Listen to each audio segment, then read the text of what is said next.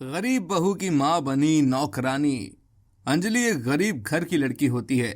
वो अपनी विधवा माँ सविता के साथ रहा करती थी। उसका बड़ा भाई रोहन शहर में डॉक्टर की पढ़ाई कर रहा होता है और वो अभी पूरी तरह से डॉक्टर बनने ही वाला होता है। रोहन अंजलि और सविता से ज्यादा बातचीत नहीं करता। वो उन्हें महीने में लगभग 5 से 6 बार ही फोन कॉल करता। अंजलि एक दिन जब शहर में अपने भाई रोहन से मिलने जाती है, तभी उसे कार्तिक कहकर एक आदमी से प्यार हो जाता है। अंजलि, तुम बहुत ही अच्छी हो।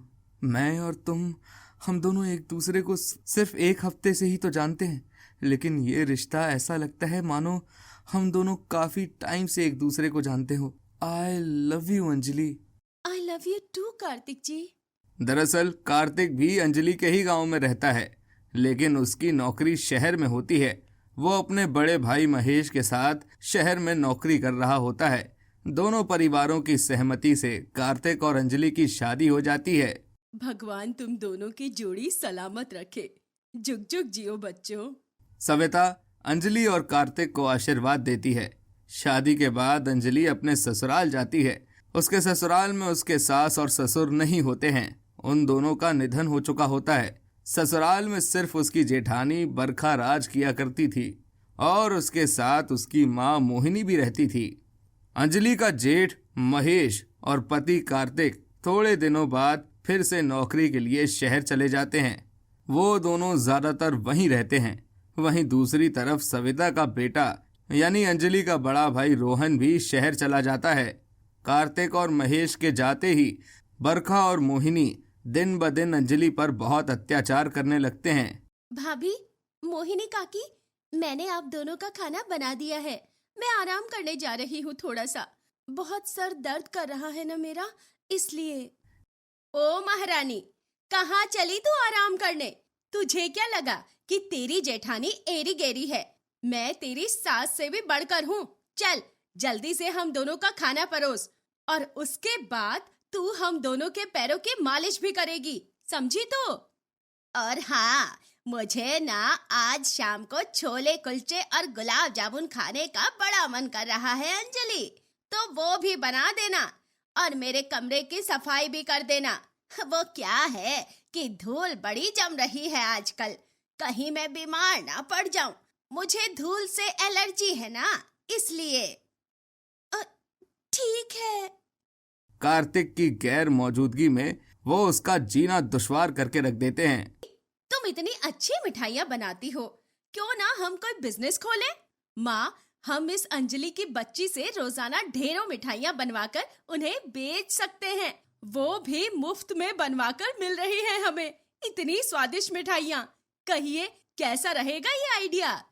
अरे वाह, आइडिया तो बहुत ही अच्छा है बरखा बिटिया। अरे मुंह में लड्डू जमाए रखी हो क्या? भोंकोगी कुछ? मैं तुमसे परमिशन नहीं मांग रही। तुम्हें दिन रात मेहनत करके मिठाइयाँ बनानी होंगी और उन्हें हम दोनों माँ बेटी बेचकर पैसे कमाएंगे। लेकिन बरखा भाभी, आपको तो पता ही है ना कि मुझे कितना काम होता है दिन भर, उसमें ऊपर से मिठाइयाँ। ए लड़के, बहानेबाजी करने की कोशिश मत करना, तुझे मैं पहले ही कह दे रही हूँ। बेचारी अंजलि को दिन रात बिना सोए मेहनत करके रोजाना मिठाइयाँ बनानी पड़ती हैं, जिन्हें बरखा और मोहिनी घर बैठे मिष्ठान भंडार में सप्लाई करती हैं और पैसे कमाती हैं। अंजलि से एक दिन बहुत सारी मिठाइयों का नुकसान हो जाता है। जब वो उसके हाथ से गलती से गिर जाती हैं, तभी बरखा और मोहिनी उस पर खूब गुस्सा हो जाते हैं और बरखा उसे लकड़ी से मारती भी है। मत मारिए मुझे भाभी। भाभी, मुझे दर्द हो रहा है। भाभी, भाभी, गलती से गिर गई मिठाइयाँ भाभी, गलती से गिर गई। और मार इस करमजली को बरखा, और मार, ये इसी लायक है। ये ले, ये ले, तुझ जैसी को तो मार मार कर ही सीधा किया जा सकता है। अंजलि की जब तबीयत खराब होने लगती है, तभी वो कार्तिक को फोन करके सब कुछ सच बताने जा रही होती है, लेकिन उतने में ही बरखा उसका फोन उसके हाथ से खींचकर खिड़की से बाहर फेंक देती है। ज्यादा होशियारी करने की कोशिश मत कर अंजलि, वरना तुझे तेरी होशियारी बहुत महंगी पड़ेगी।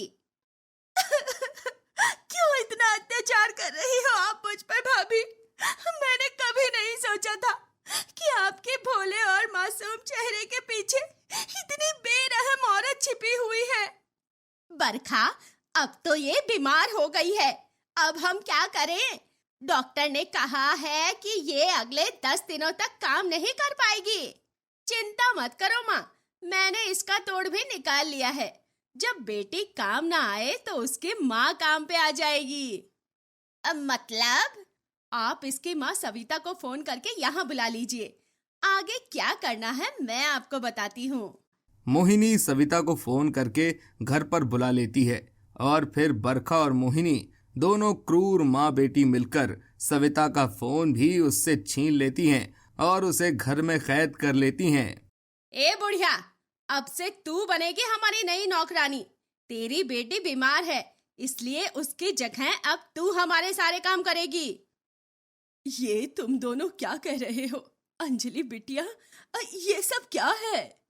बकवास बंद कर और चल हमारे पैरों की मालिश कर, मालिश। ये बुढ़िया ढीठ है, ये ऐसे नहीं मानेगी माँ। इससे तो सबक सिखाना होगा, उसके बाद ही इसमें फुर्ती आएगी। बरखा और मोहिनी सविता को भी मारती हैं और बेचारी बीमार अंजलि अपनी माँ को मार खाते हुए देखती है और उसे बचाने जाती है तो वो दोनों उसे भी मारती हैं। दुष्ट मोहिनी और बरखा सविता और अंजलि पर खूब अत्याचार करने लगते हैं। जब जब कार्तिक और महेश का शहर से फोन आता तभी अंजलि बरखा के खौफ से झूठ कहकर कार्तिक को कुछ नहीं बताती। वहीं जब सविता का फोन नहीं लगता है तभी रोहन परेशान हो जाता है।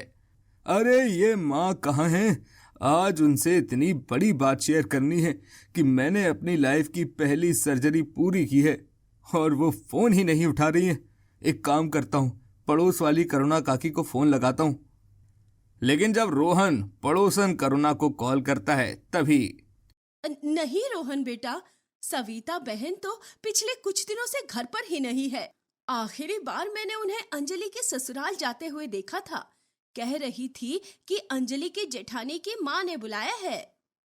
अच्छा okay Karuna aunty, thank you so much. Rohan को लगता है कि सविता कुछ दिनों के लिए अंजलि के पास रहने गई है, लेकिन अंजलि का फोन भी नहीं लगता है और इसलिए परेशान होकर वो शहर से गांव में आता है और वहां वो खिड़की से देखता है कि बरखा उसकी माँ सविता से नौकरानियों वाला काम करवा रही है और वो तुरंत अपनी बहन अंजलि और माँ सविता को वहां से लेकर चला जाता है।